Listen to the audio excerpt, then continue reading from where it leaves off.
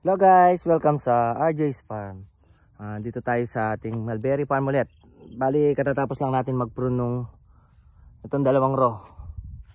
1, 2. Tapos isusunod na natin itong isa na to para makapagbunga siya by November. Then kung mapapansin natin, sinasabi natin na kusa silang magtatagtagan o maglalaglagan ng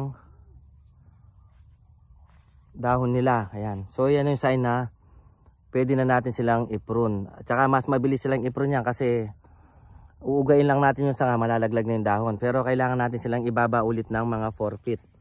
Kasi sa pag ganito siya, pag natanggal yung sa taas na dahon, dun pupunta yung bunga.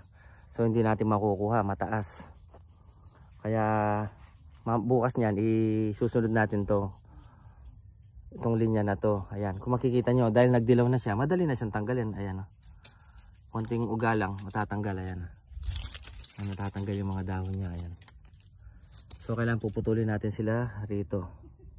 Kaya mapapansin nyo, nagbabad break na sila. Malapit na magbad break din.